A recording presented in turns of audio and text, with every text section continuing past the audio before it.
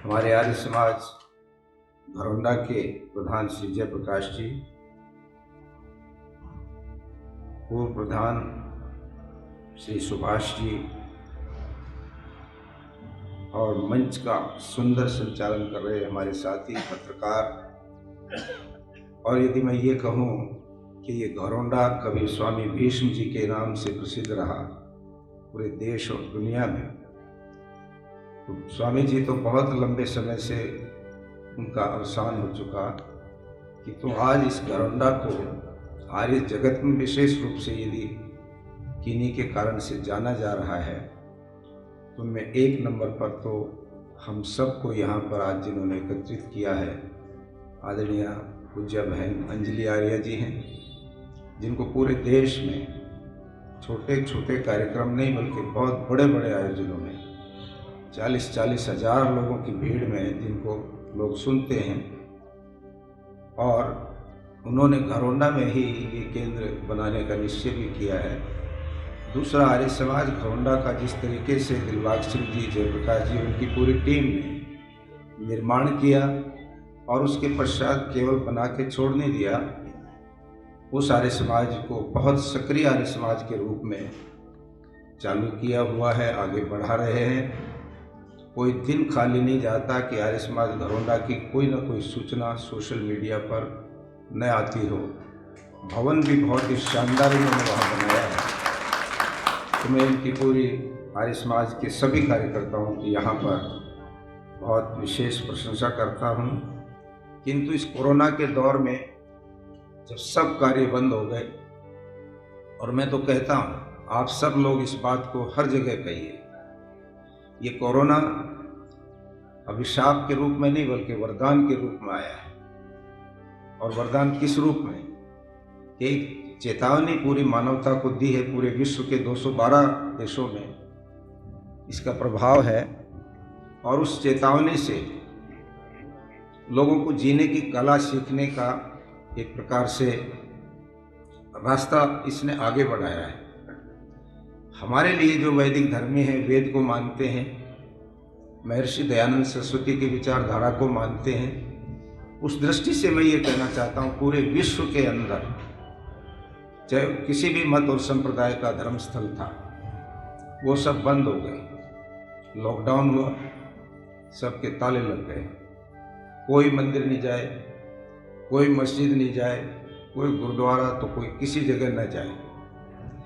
थोड़ा ढीला हुआ लॉकडाउन तो भी फूल नहीं चढ़ाने और बहुत सारी चीज़ें नहीं चढ़ानी। गंगा जी में मरे हुए व्यक्ति की अस्थियां प्रवाहित करने की परंपरा बंद हो गई। वहीं शमशान में ही उनकी थैलियां रख दी, और ये नहीं पता लगा कि हमारे मुर्दे की कौन सी अस्थियां हैं, जिसकी मिल गई उन्हीं को बहा दिया। बाद में जब खोला कुछ दिनों के लिए, आप सोचिए पूरी दुनिया के अंदर जिन देवी देवताओं के मंदिर, मस्जिद, गुरुद्वारे, जो कुछ भी धर्मस्थल बनाए हुए हैं, वो कहाँ गए?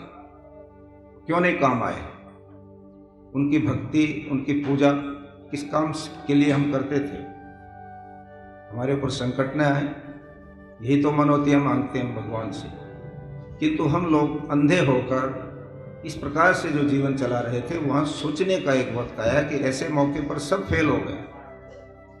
ऐसे मौके पर बीज मंत्र से बड़े घातक रोगों को ठीक करने वाले बड़े बड़े मनीषी फेल हो गए। ज्योतिष के नाम पर लोगों के हाथ देखकर या तोते से कार्ड निकलवा कर और पढ़ा करके भाग्य बता देने वाले, भविष्य बता देने वाले ज्योतिषी फेल हो गए। जब उनसे पूछा कि आप लोग बताओ इसका कितना समय बाकी है इस कोरोना का, उनका ये हमारे खाते में नहीं आता, हमारे इसमें इसका कोई रिजल्ट नहीं आ रहा, वो भी फेल हो गए। अगर कहीं सफल हुआ, जिसको कहीं भी सरकार ने नहीं रोका, वो हुआ यज्ञ। यज्ञ को स्वीकार किया।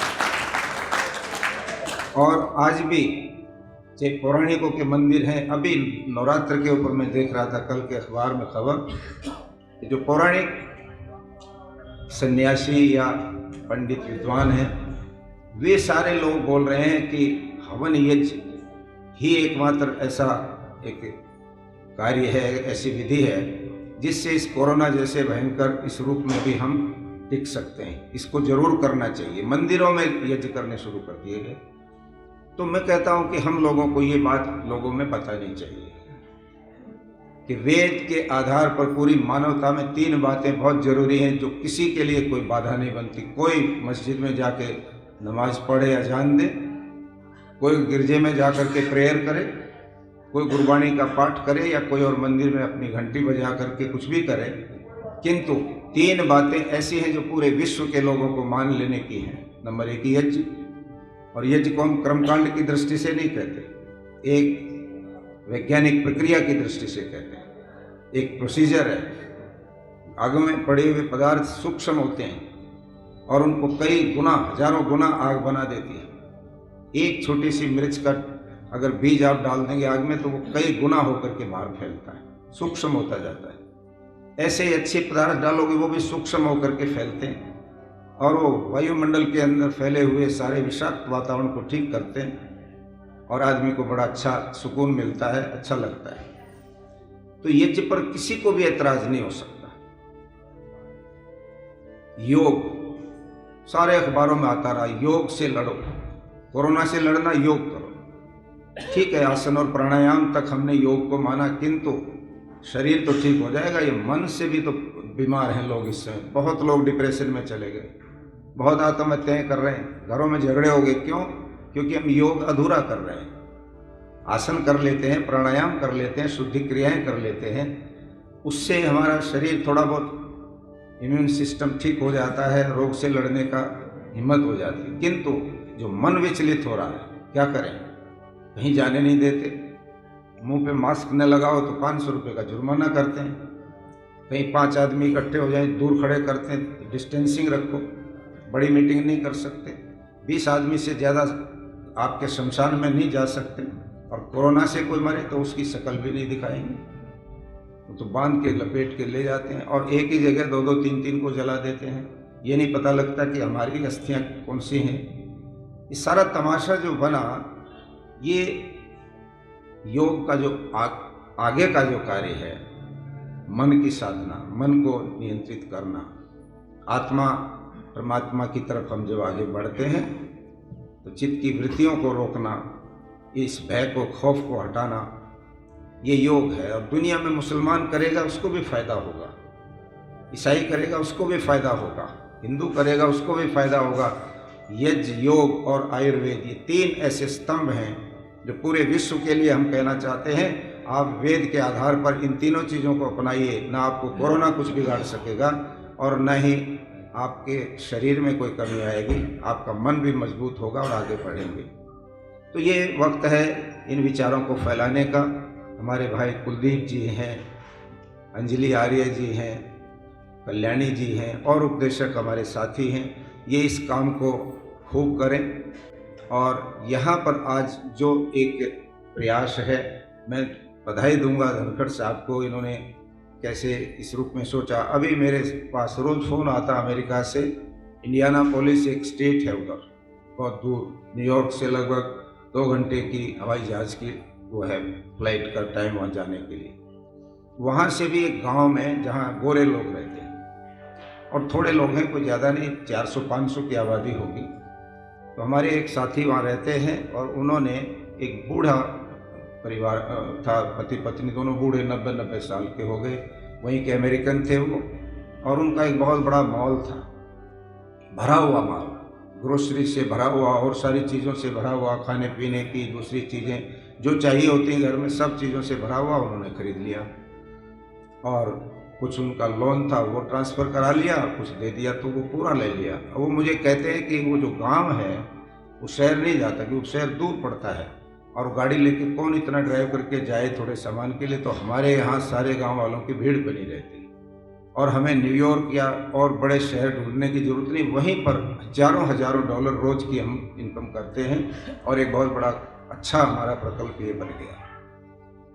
ये जो मेगा मार्ट है जिसमें आपकी सारी आवश्यकता, जो आवश्यक वस्तुएं यहाँ रखी जाएंगी, निस्संदेह ये एक बहुत ही आने वाले भविष्य के लिए बहुत आवश्यक है। आगे आने वाले समय में आप देखेंगे और 20-25 साल रुक जाइएगा, ज़मीन के ऊपर दबाव इतना बढ़ जाएगा कि ज़मीन से व्यक्ति का पेट नहीं भर सकेगा। हमको साइड में बिजनेस में अपने लोगों को लगाना पड़ेगा। और ये कार्य बहन अंजलि जी ने यहाँ किया और कुलदीप जी परसों उद्घाटन कर रहे हैं, तो मैं इनको बधाई देता हूँ कि ये कार्यक्रम इन्होंने बनाया और इससे बहुत सारे लोगों को प्रेरणा मिलेगी कि वो भी अपने गांव लेवल तक इसको लेके जाएं। हर बड़े गांव के अंदर इस तरह के प्रोग्राम अगर आप शुरू कर देंगे, जहां आबादी अच्छी है, तो आपको एक बड़े आसानी से बड़े आराम के साथ काम करने का मौका मिलेगा। ना उसमें कोई उधार ना कुछ, वो तो सीधे उसके ऊपर आपकी प्राइस लिखी है, उन करके आदमी अपनी चीज़ छांटेगा, ले करके कंप्यूटर में पेमेंट होगी, ऑनलाइन पेमेंट्स होंगी। ये भी एक नया आएगा तरीका। हम नोट गिनते रहते हैं, अब वो बातें भी चलेंगी, कार्ड डालो आपकी पेमेंट हो जाएगी, यहाँ पर वो भी लागू होगा। तो इस तरह के ये जो प्रकल्प शुरू किया है, निस्संदेह ये बहुत ही महत्वपूर्ण है। और मैं तो मन बना के आया था कि यज्ञ का इस बिजनेस से क्या ताल्लुक है, परंतु आज इस पर मैं कोई बात नहीं कर सकूंगा। यज्ञ और बिजनेस मैनेजमेंट ये अपने आप में कम से कम 4 व्याख्यानों का विषय है।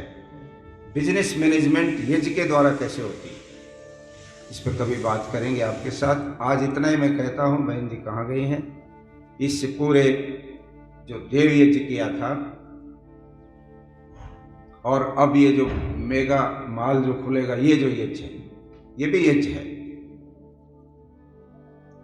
तो उस यज्ञ में और इस यज्ञ में एक महत्वपूर्ण व्यक्ति होता है जिसकी भूमिका सबसे महत्वपूर्ण होती है, वो है यज्ञ का यजमान।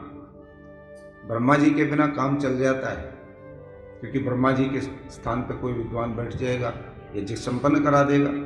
जैसे नाम तो मेरा छापा, किंतु हमारे नरेंद्र शास्त्री जी ने या साथियों ने यज्ञ करा लिया, किंतु उसमें एक महत्वपूर्ण भूमिका वाला एक और पद है, वो है यजमान। और देव यज्ञ जैसे अग्नि से पूरा होता है, देव यज्ञ बिना अग्नि के पूरा नहीं होता। और देव यज्ञ से अतिरिक्त जितने यज्ञ हैं वो अग्नि, उनकी जरूरत नहीं। ना ब्रह्म यज्ञ में अग्नि जलाते, ना पितृयज्ञ में अग्नि जलाते, ना अतिथि यज्ञ में अग्नि जलाते, ना बलि वैष्णव में अग्नि जलाते, ना मेगा मार्ट चलाने में कोई अग्नि हमें जलानी पड़ती है, ना फैक्ट्री चलाने में जलानी पड़ती है, किंतु सारे यज्ञ हैं। आपने पूरे नगर के लोगों के लिए इस बीच में राहत की सामग्री बंटवाई और मदद की, भोजन कराए, यज्ञ है ये। और इस यज्ञ में जो भूमिका है यजमान की, यदि उसका संकल्प रूपी अग्नि जल रही है, वो अग्नि हमारे हृदय में जलती है, मन मस्तिष्क में जलती है। और बहन अंजलि जी ने सोच के मैं क्यों कह रहा हूँ, क्योंकि यज्ञ शुरू करते समय आचमन लेकर के जल लेते हैं हथेली पर और उसको देखते हैं और 2 बातें उसमें से लेते हैं। एक उसकी शीतलता का गुण, कि कोई भी काम करो बहुत शांति से सोच करके करो, जल्दबाजी में मत करो, शांत दिमाग से पूरा सोचो, लाभ हानि सोचो, उसके फायदे सोचो, फिर आगे बढ़ो। और नंबर 2, पवित्रता से सोचो, छल से नहीं। भीतर छल नहीं होना चाहिए किसी कार्य के करते समय।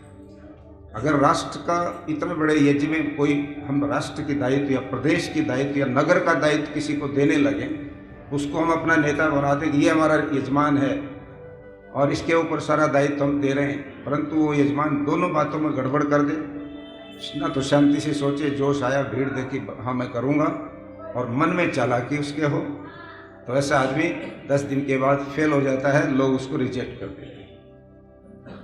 मैं ये कहना चाहता हूँ कि यजमान के जो भीतर जली हुई आग है उसको कहते संकल्प की अग्नि, प्रयुज्य अग्नि। यजुर्वेद का मंत्र कहता है कि जो यजमान है यज्ञ में, उसका जो अग्नि है वो उसका संकल्प है। अगर वो संकल्प की अग्नि उसकी तीव्र है तो वो जो भी चाहेगा कर सकता है। वो सुबह 4 बजे उठ के ब्रह्म यज्ञ भी करेगा, क्योंकि उसका संकल्प रूपी जो अग्नि है वो उसको प्रेरित कर रही है, उसको आगे बढ़ा रही है कि क्यों पड़े हुए हो, उठो। उसका देव यज्ञ भी पूरा होगा, नहीं तो बहाने बनाएगा कि नहीं आज तो समय नहीं है, दफ्तर जाना है। उसका पितृयज्ञ भी पूरा होगा, माता पिता की भी देखभाल जरूर करेगा वो एक बार। और यजमान तो सारे लोगों का नेता है। इस नाते से उसके संकल्प की अग्नि तीव्र रहनी चाहिए। नहीं तो देव यज्ञ में अग्निहोत्र करते समय जैसे अग्नि बुझने लगे तो ब्रह्मा जी कहते हैं मंत्र मत बोलो, क्योंकि अब तो धुआं उठने लगा है और धुआं तो घातक है, नुकसान करेगा, आंखों में पानी आएगा, सब रोने लग जाएंगे। पहले अग्नि को जलाओ ताकि वो इसको देने वाली आहुतियों को ले सके। भोजन जो हम दे रहे हैं देवताओं को, जो हवि के रूप में, उसको ले सके। अग्नि नहीं होगी तो कैसे लेंगे?